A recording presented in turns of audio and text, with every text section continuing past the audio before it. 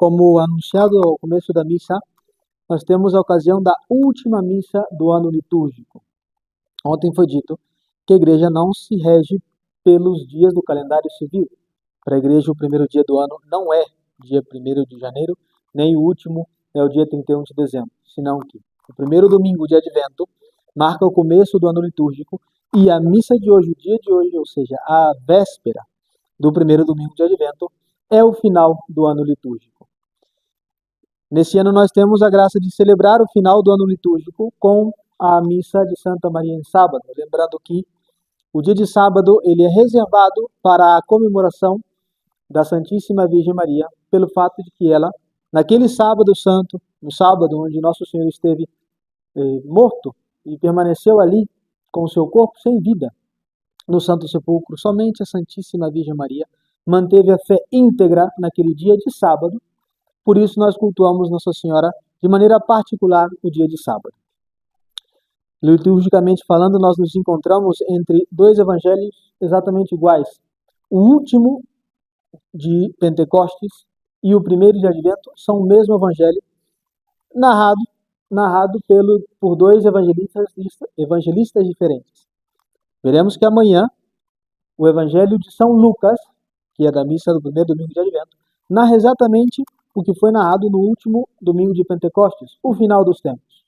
A igreja começa e termina o ano com a mesma ideia, que nós estamos aqui de passagem, que virá um dia Nosso Senhor e julgará a terra, e aqueles que acharem-se dignos da bem-aventurança estarão na glória de Deus por toda a eternidade, e aqueles que estiverem na desgraça da inimizade com Deus terão como prêmio dos seus atos o eterno castigo. Falando disso, e utilizando a ocasião da possível última missa aqui em Anápolis, por que eu digo possível última missa? Não nos atentamos a um detalhe que, por mais que os proprietários aqui da capela estarão viajando, poderíamos ter outro lugar. Se houver disposição, se houver outro lugar para dezembro, eu posso vir. Tem agenda, tem espaço na agenda antes do Natal ou depois do Natal. Isso pode ser planejado depois no particular. Mas, supondo que isso não aconteça, essa seria a última missa da nossa missão aqui de Anápolis do ano litúrgico e também do ano do calendário civil. Vamos aproveitar essa situação para estabelecer algumas coisas de fundamental importância. Lembrem-se que nós temos essa responsabilidade da própria salvação. Para conseguir essa salvação, nosso Senhor Jesus Cristo nos deu a santa religião. A religião que encontra-se somente na Igreja Católica Apostólica Romana. A religião de Cristo fundamenta-se sobre 3 bases.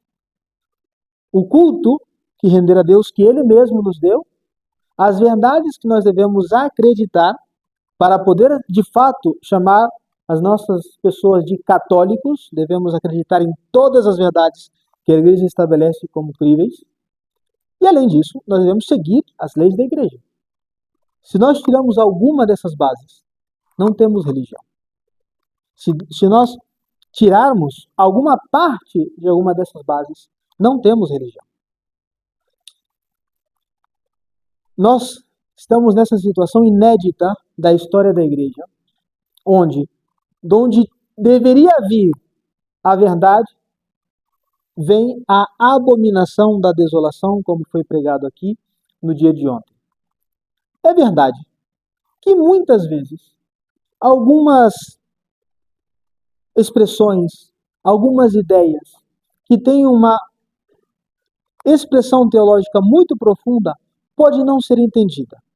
Mas ultimamente nós tivemos uma ocasião que explica muito bem que a situação que nós estamos vivendo não pode ser levada a cabo com indiferença. Me refiro à última disposição da Roma pagã, da Babilônia, do Vaticano II, em dizer que o título de corredenção não é explicado de maneira rápida. O magistério extraordinário são coisas que não podem mudar. O magistério extraordinário são coisas que não podem mudar. Uma vez que foi estabelecido o dogma da Imaculada Conceição, por exemplo, não pode haver alteração, porque a verdade não se altera. O magistério ordinário são coisas que a Igreja pode alterar respeito às necessidades dos homens. Por exemplo, o jejum eucarístico, que na época de São Pio X começava à meia-noite do dia anterior e chegava até o horário da missa. Lembre-se que as missas vespertinas foram permitidas somente na época de Pio XII. Na época de São Pio X, por exemplo, ou antes de Pio XII, na época de Pio XI, a missa poderia ser celebrada desde a alvorada até 1 hora da tarde, só. Dali para frente não poderia mais. Não podia. Missas vespertinas, ou seja, da tarde até a noite, somente com Pio XII. Então, as almas tinham que ficar de jejum desde a meia-noite até de água, hein? Jejum até de água. Desde a meia-noite até, se fosse a horário da missa, até as 13 horas. Magistério ordinário. O Papa Pio XII viu que por causa da mudança da rotina dos homens, era necessário para que as pessoas comungassem mais frequentemente, era necessário diminuir o tempo do jejum eucarístico e permitir missas vespertinas. Isso quer dizer que São Pio X estava errado? Claro que não. O mundo era diferente. E a Igreja tem esse magistério que é infalível. Não pode errar. Não pode errar. Essas alterações não querem dizer que o outro era imperfeito ou ruim e o novo agora é melhor. Simplesmente a ocasião demanda esse magistério, esse ensinamento. Porém, como diz o Papa Pio XII na encíclica Humani Generis, quando, por meio de uma encíclica ou qualquer via de magistério ordinário, o Papa estabelece uma doutrina com a intenção de que não seja mais um assunto de discussão entre os teólogos, aquilo são as palavras do Papa Pio XII na encíclica Humani Generis. Aquela doutrina faz parte do tesouro da doutrina católica. O tesouro da doutrina católica. A corredenção mariana, portanto, faz parte do tesouro da doutrina católica, ou seja, da nossa fé, ou seja, da base que sustenta a religião. Aí os senhores têm mais uma prova de que o Vaticano II, as suas autoridades, são falsas, independente do rito que se é celebrado, já seja essa missa nova, já seja essa missa do indulto, que seria melhor chamar a missa do insulto, porque não tem a fé católica. Durante esse ano do nosso que a missão de Anápolis foi se estabelecendo um pouco mais de forma. Fazia alguns anos já que eu vinha a Anápolis, inclusive eu conheço quase todos os senhores desde antes de se estabelecer aqui a capela de Nossa Senhora das Dores, que está tendo missa todos os anos. Mas durante esse ano, várias vezes eu toquei nesse assunto. Não é porque eu não tinha nada o que pregar e não tinha outra ideia. Porque era necessário estabelecer essa ideia. Mas a tolerância é uma coisa absolutamente necessária para poder convencer. Quando o apóstolo disse a São Natanael, encontramos o Cristo, e ele disse, mas pode vir alguma coisa boa de Nazaré? Ele falou, venham e vejam. Se nós não permitimos que venham e vejam, é impossível as conversões. Entretanto, a tolerância é algo temporário. Lembrem-se, assim como todos, o padre tem uma salvação que conseguir. E o dever dele é salvar a sua alma, salvando os demais. Eu entendo que não queiram me entender ou possam escolher outra coisa, mas eu não pretendo ser cúmplice para que as almas continuem no erro. Não pretendo ser cúmplice e não serei. Por isso que a missa de hoje estabelece o seguinte: aqueles que não romperem com o Vaticano II não terão as portas fechadas, de maneira alguma.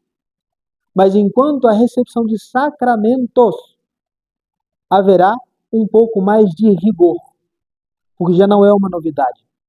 Não foi a primeira vez que eu disse. Várias vezes estabelecemos E lembrem-se, o padre tem uma responsabilidade gigantesca. Vocês já pararam para pensar o que é o juízo de um padre?